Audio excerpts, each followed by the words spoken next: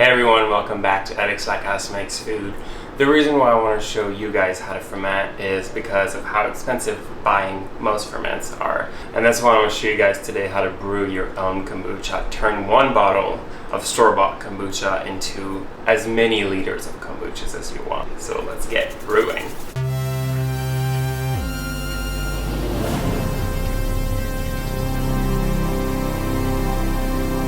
So for brewing your own kombucha, you're gonna need some filtered water, a couple jars. For the jars, wider the opening, the better they are. I'm gonna need one bottle of store-bought kombucha, which should be unpasteurized, some cane sugar, some measuring cups, a little bit of cheesecloth, which if you don't have any, you can just use an old t-shirt that you're willing to cut up, some twine.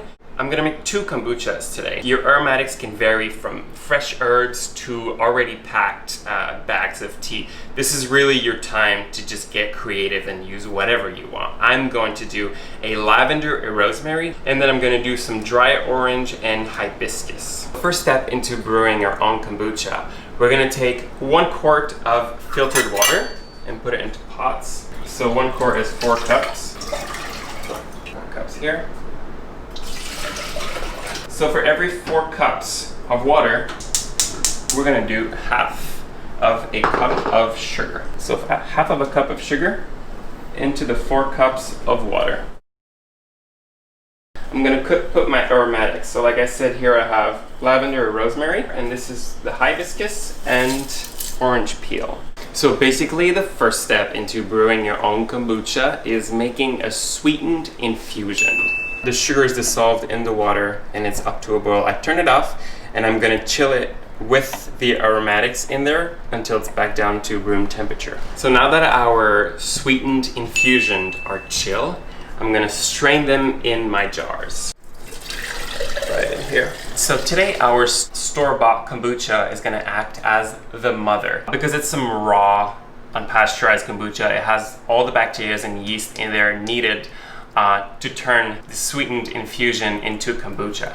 So what I'm gonna do is take this kombucha and add a cup to each jars. Of course, if you find something that doesn't have a flavor, that's ideal. Next up, we're gonna close those up with some cheesecloth.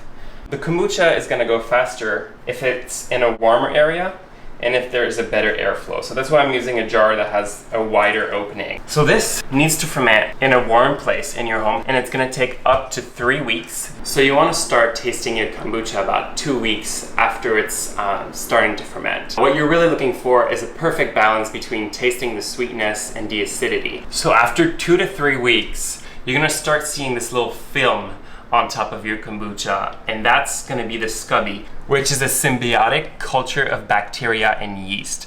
What is so special about kombucha is that it has bacteria and yeast, which the bacteria will produce some vinegar, and then on the other hand, the yeast will be producing ethanol, so alcohol. There is no kombucha without a little bit of alcohol. It's nothing too crazy. It's like less than 1%.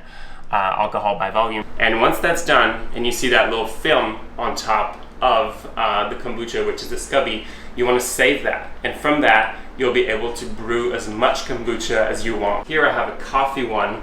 This one is bay leaf and pink peppercorn.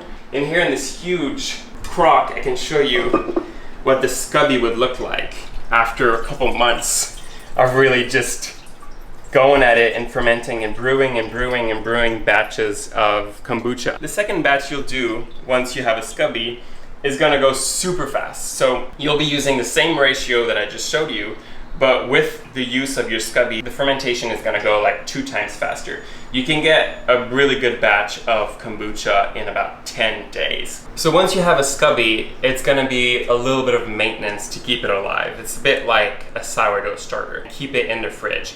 It also will only survive if it's basically submerged in kombucha. So you want to keep a little bit of kombucha, and then you want to put your SCOBY in there and keep it in the fridge. It can stay good for about 2 weeks. But what I do is I'm just constantly brewing kombucha.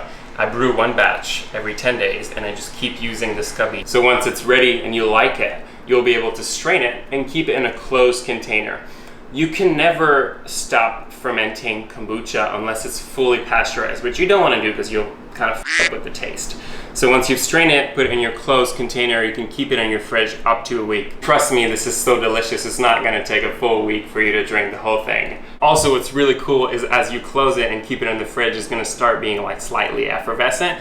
And that's another great quality that you get from the bacteria and the yeast working together. Get brewing and have fun with it, and tell me if you get any good flavors out of that.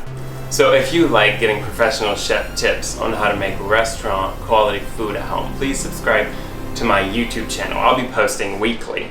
So until next week, keep tickling those taste buds.